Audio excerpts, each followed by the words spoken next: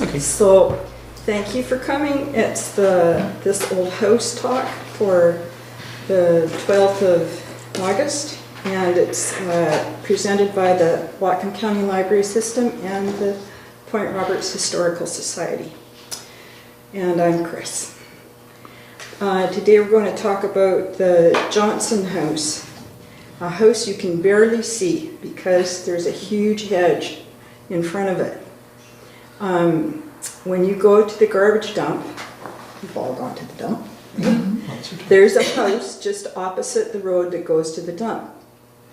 That was an addition to the house that the Johnsons lived in. And then there's a little road, kind of a narrow access road right beside it, and that leads north to the homestead where they grew up, I believe. I'm looking at Bunny because she knows everything. No. Oh, it's already told her that. I decline that. So, the name of the Johnson Road is attributed to the Johnson families. And one of the Johnson daughters married a man named Johnson, so, you know, it was sort of mutually, this has to be the Johnson Road. And it used to go from the Boundary Bay Road up the Mill Road to where Benson Road is. That was all called the Johnson Road because that was the only road that went like that. So this is one of the pioneers, one of the daughters that came, and she remembered, her name was Sarah, and she came in covered wagon. She remembered that, coming in covered wagon from North Dakota. And it said in here that she was born in Mountain, North Dakota on September 27th, 1896, and came to Seattle via Minnesota in 1900. In 1901, Sarah, along with her parents, Thorleifur Johnson and Jacobina Johnson, who was born in Iceland, moved to the Icelandic community on the Point. Her parents homesteaded 160 acres adjacent to the Canadian border. The produce from the farm sustained them. They sold and shipped produce to Bellingham via boat from the pier at the present site of the breakers. Well, now there's no more breakers, but there is the reef, so, you know. Sarah walked to school on the Canadian side of the border near the Beach Grove Golf Course for a short time, and that's where a lot of Point Roberts kids went to school at one time. Then schooling came to the point where she attended at a site near the Grange Hall. Do y'all know where the Grange Hall is? Just down this road. Is that the original place of it? No, it was nearby. I think Okay. it was on Freeman's Beach. Okay. Roads were not quite what they are today, and she had to cut across country via the trails that existed in those early days. The Point at that time was busy with fishing caught by traps. Several canneries flourished here, and following the turn of the century, there was one on the west side, the George and Barker, and the Alaska Packers on the east side of the Point. Sarah worked at both canneries while a young girl, accompanied by her mother. Fishermen lived in tents, residents cut trees, raised their own vegetables, and were generally self-sustaining. Wild blackberries were picked and sold by the bucket for a few cents to the tent dwellers. And my dad, who was a kid at the time, he had a special patron down there on Boundary Bay, and she always looked for him, and he always sold her his blackberries to her. 5 cents a bucket. Oh. I know.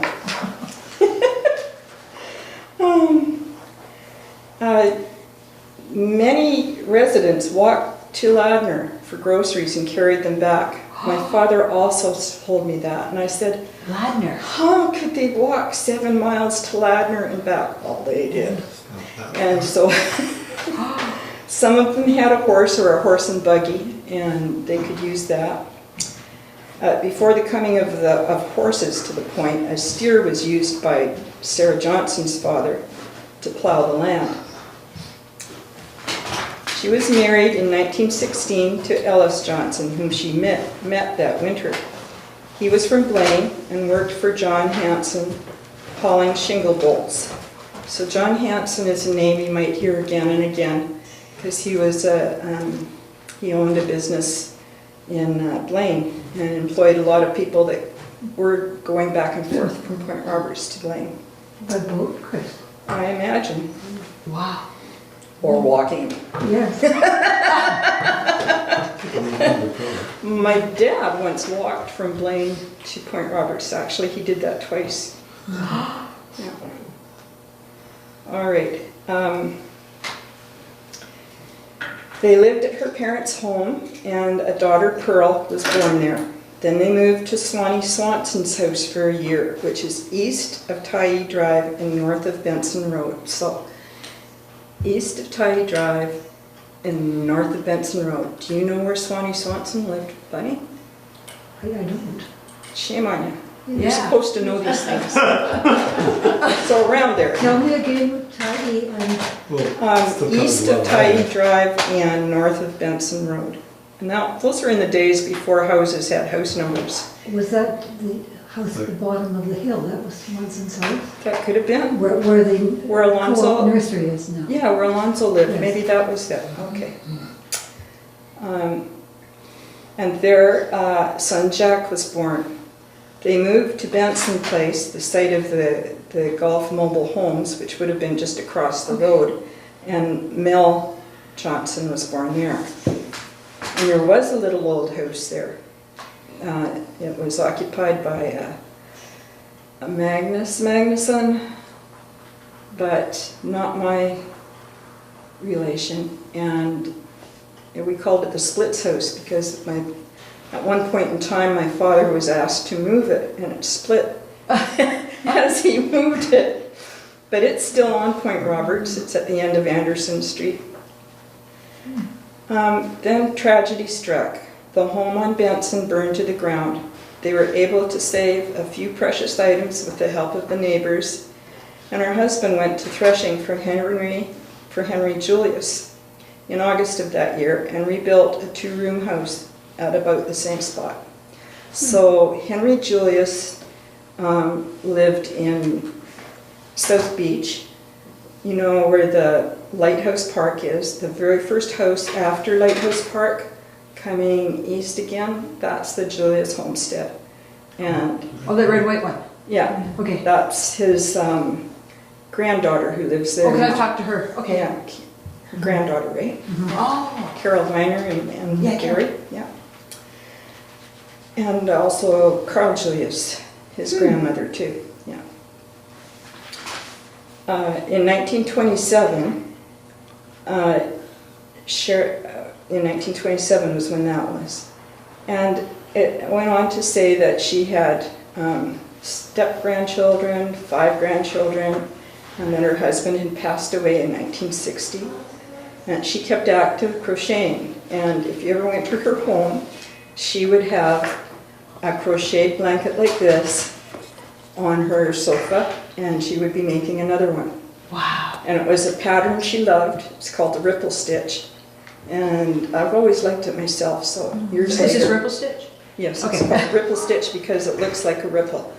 And I like it because it's very orderly, and you don't have to be joining things together, it's just one piece. So this is pictures of, she was a good friend of our family, and this is pictures of Sarah Johnson when she was visiting sometimes at our home. That's her with my little girl. This is another picture of her, and I can pass that around. This is one day, I think, when she was visiting.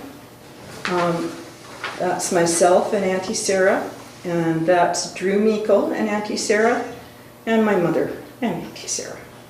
And my mother was always saying things to old Auntie Sarah, who was one of her first friends. "Come on, Sarah, let's go to Bellingham today." And Auntie Sarah would say, "Oh, honey, my hair doesn't look right." And, we'd just look at her like, yeah.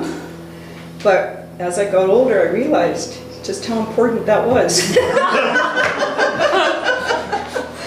say, I feel like Auntie Sarah. My hair is just not right.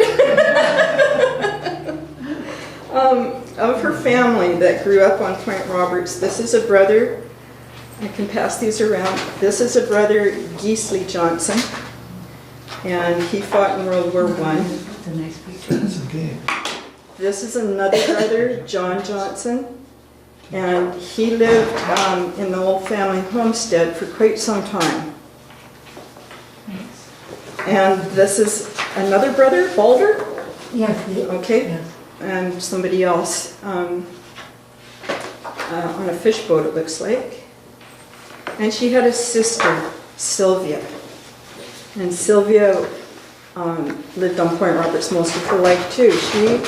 She married a fellow, I think, from the south, whose name was Al Ortel. And he had a voice like a bass drum. It echoed everywhere. And he made sure you heard it. He often repaired the roads, and he also dug the graves. And he lived, when you come down Tyee Drive, there's, let's see, I think that 150 Tyee Drive is where the Loreens live, and right next to it is an empty area, but you can see there's an old driveway there. That's where Johnny and Al Ortel lived. Oh, Yeah. And so this is another photograph of them as the sisters and brothers. And this is her sister, John. They called her Johnny. Her name is Sylvia. And Auntie Sarah was always careful to wear. She loved to get dressed up when her hair looked good. She'd had her perm. And she loved to wear brooches and big flashy earrings. Oh, geez. Otherwise than that, she was a very conservative lady. And so this is one of hers, I believe. Oh. And I still wear it sometimes. Aw. Yeah. Their house was just a very small house with 2 bedrooms, a small kitchen. And when you walked into the house, you kind of smell the mildew. And then the kitchen floor had a definite list. It was going like this. Like that. The people who bought the house, and one of the big things was there was no bathroom there. And when I was a little girl, we didn't have one either, so we had an outhouse. And I don't know what it is with kids, but they always want to use someone else's bathroom as soon as they go visiting, right? Just checking it out. They had a great big pot under the bed with a lid, and a very high bed for it to go under. And that's what a lot of people had. They had that. And a big deal for them was when the house had a bathroom added to it. And Auntie Sarah was quite proud of that bathroom because she could have a bath and running water in there. And And what year do you think that was? that was probably the late 50s that she finally got, or late early 60s that she finally got her bathroom. Oh. Uncle Ellis, we called everybody Auntie and Uncle in those days, whether we were related to them or not. He raised rabbits in the back, and he'd take the children out there to look at the baby rabbits. He was pretty deaf, except when you were talking, something you didn't want him to hear. And then his voice would pipe up from the living room, "That's not so!" Oh, you're supposed to be deaf as a post. You always are. And he had troubles with his car. And I suppose that most of the people in Point Roberts had given him a push at one time or another. And he'd come up and he'd say to my mom, Sis, I just need a little push to get home." And it would turn into a push all the way home, with a short stop just before the corner, because he had there stashed in the ditch a 6-pack of cold beer. His wife, Sarah, would not allow him to drink in the house, so he had this little secret stashes. He had secret stashes here and in there. And then he'd finally get home. And he was, I remember my they were always kind to us. My sister and brother knew them. Auntie Sarah always made us cookies. And when my son was young, she always made cookies for him too. And rolls, bread rolls. They were quite heavy, but you know, she made them with love. And then Uncle Ellis had a red nose. And my sister, the first time she really registered that, you know, who this was, she was standing there looking at him, and she couldn't take her eyes off of this nose of his. But they were very kind people, and they were the only ones that ever invited our entire family over to eat, including our messy children. So it was very, very nice. And I can't remember when she passed away, but she left a mark on our family for sure. She lived to be able to sell her home and go and live in Blaine at a, not assisted living, just at a home they had there for, apartment there that they had for seniors. And she was often accompanied by her neighbor, Myrtle Allen. Now, if you go up Benson Road and you go past South Beach Road, almost the next place over is has a grand entrance to it right now, and it's called Drew Hedge. Yes. Okay. Well, that used to be Auntie Myrtle Allen's home, and she and Lloyd Allen lived there. It was a lot of acreage, and until she was, I think, in her late 70s, Auntie Myrtle would mow that lawn. It was her duty. Her husband was a very sweet man who raised pheasants and passed out lemon drops. And just a kind of soul. So together, Auntie Sarah and Auntie Myrtle would walk up and down the road. They'd walk, there was a shortcut from between the two houses that went through the old garbage dump road. And they'd walk each other home. And then Auntie Myrtle was mortally afraid that there would be somebody out there ready to attack her. So she always made Auntie Sarah walk her home. But it was a special thing growing up with them in our lives.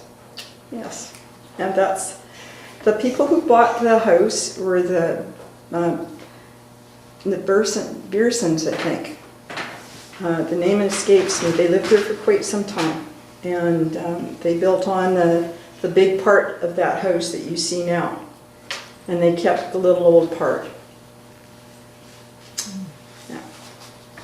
I'm not sure who owns it now, but you can always take a look. The one thing that remains there that belonged to Auntie Sarah is a rose called the fairy rose, and it's got tiny pink blossoms, and if you drive past, you'll see that it has escaped through the hedge and is growing up and over it.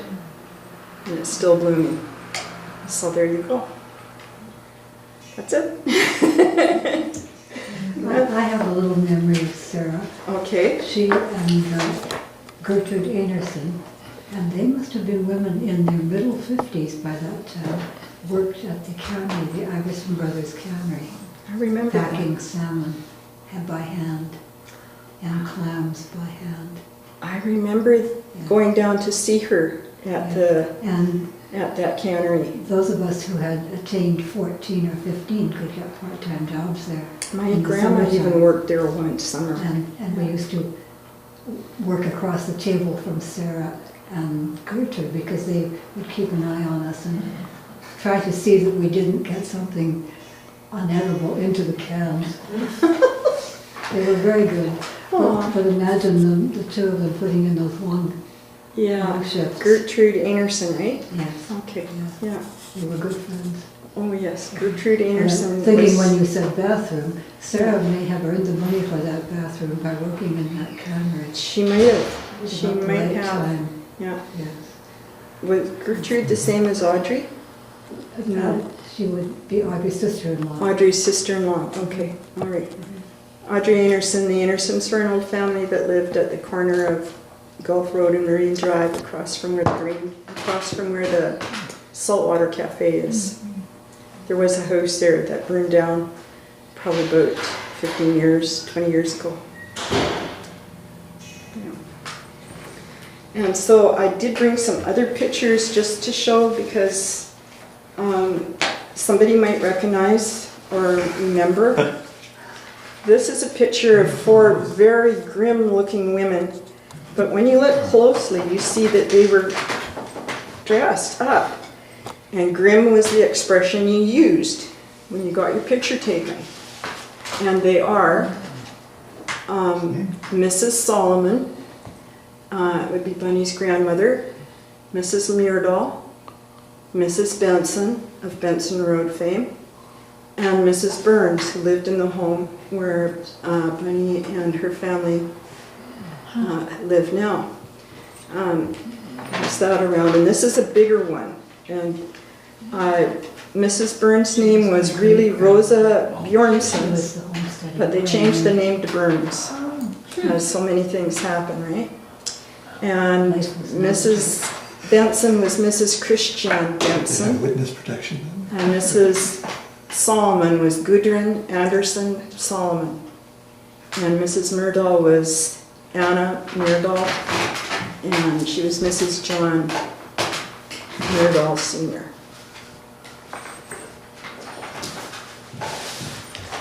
Any idea when that picture was taken, Chris? No, but it's been around, right? And then, you know, people get to know, newcomers come. This is a picture of Mr. Bill Calder. And the Calders came and had a home here too, and it was their summer home. And they married into the Largo family, which is another old family. Okay, I know the streets. Yeah. One of the streets is Largo. And this fellow was a member of the Vancouver Parks Board. Chair. Yeah, and the chair, all right. And he and my mom were quite fond of one another. One day his car drove up and Mom rushed out on the back porch to give him a big hug. And the man stepped back and said, "Thank you, but I'm not Bill." Never was seen again. That's him admiring my mom's garden. And so is this.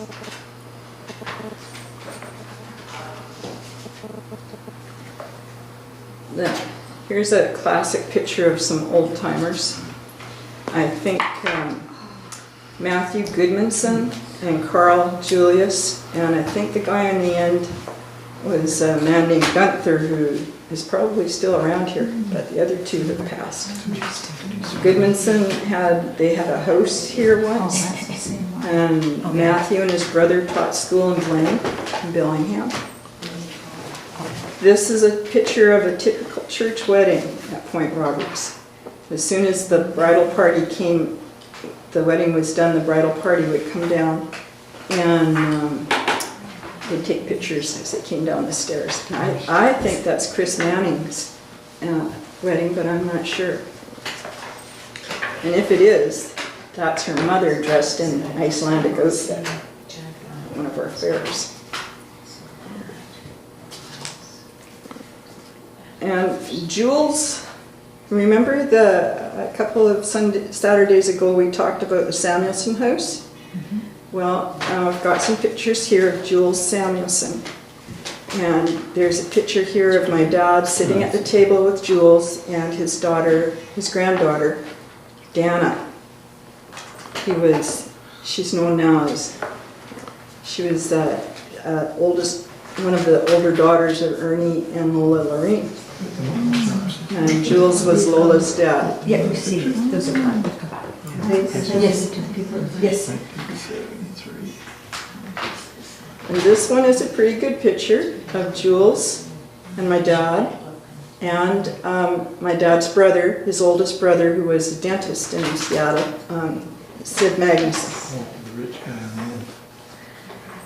He came up once and did dentistry out on the front porch there. Oh, my. For free, I think. And I was fooling around outside once and I found a tiny gold nugget that I think I still have, but must have been part of the filling that he would have used. Mine now. Then the other day we talked about the old librarians from Yes. Fort Roberts. And so this was mother to one of the old librarians. A very sweet lady, Agda's mother, and her sister, her other daughter, Randy. And then going down Benson Road from my mom's house, which is right at the intersection of South Beach and Benson Road, there's a little old farmhouse where they now sell produce. Yes. Okay, do you know where that is? So they sell produce there, but before that, it belonged to an English couple that farmed it and gave us strawberries, and just a jolly, jolly father and daughter. Before that, it belonged to Alonzo. And Alonzo and Laura, I think, were from Kentucky or Louisiana. And they actually had a horse and buggy that they used. And I don't think they ever had a car till maybe not even when they were old. But they lived in that house, and he would come to visit often. He brought me, when I was born, he saved up all these beer bottles that he'd collected on the side of the road and brought them to me, and this was, we kept them in the barn. And he brought me my first cat, Turpentine. He was a very kind man. His wife seemed kind as well, but she had two dogs, small Pekingese dogs, and she kept them in the house all the time, and the house just reeked. So any visits to see her were like, oh, Short. I gotta go. And even my father, who was very generous in his ways, if they needed wood, he'd go and bring them in wood. He said, okay, I'm just going to go in fast, bring in the wood, dump it, come out. So, those are the stories of those. These are just old pictures of, I think, Magnusons, but I'm not sure who they all are. I know this is a picture of my dad and his mom when he was about 5. I think these were sisters to my grandmother, and they're in very old Icelandic dress. That's their costume. This could also well be family, and she has the typical Icelandic headdress on. And I'm going to leave it to Bunny to figure out who these people are, if she knows. Sometimes you know, sometimes you don't. The Icelanders in Gimli and Winnipeg, they made up a calendar once of people who were Icelandic, but nobody knew who they were, just to pass it out around and see if anybody could identify their grandpa or grandma from that.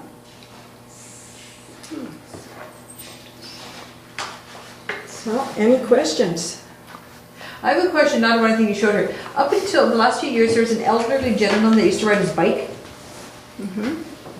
Like, he was really elderly.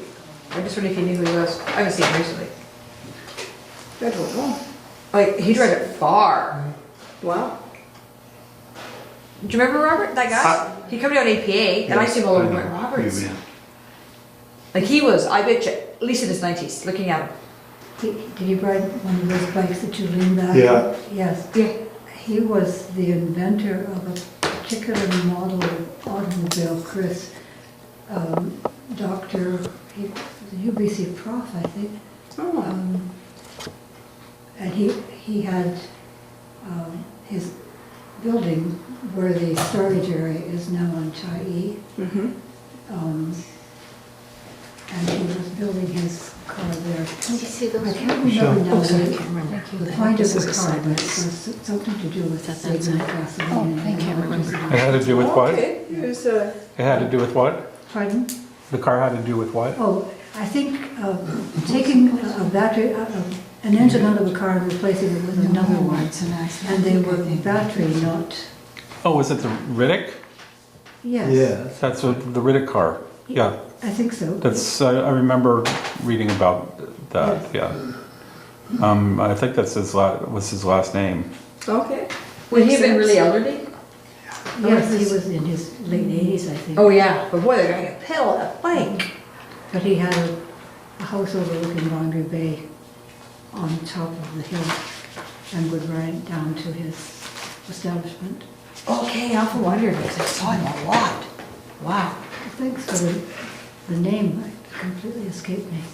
The only car I remember seeing anything about out here was the Riddick car. It was for environmental. It's like they're trying to do an environmental type car that was. It wasn't a gas engine. That I think he was doing electric, wasn't Yes, he? I think Yeah, that it was was an it, electric yeah. vehicle that he was working on.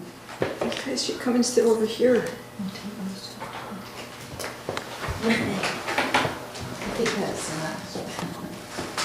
Maybe we could just leave these out and everybody could come and look Sure, at them. sure. That's all I have to say about it for the time being. And I'm not sure what we'll talk about next time. Oh, you've always found a house. Well, I tell ya, I'm sitting there on Sunday morning thinking, what? Tuesday morning, what? Thursday? Thank you, Chris. So last night I finally figured out. Okay. Thank you.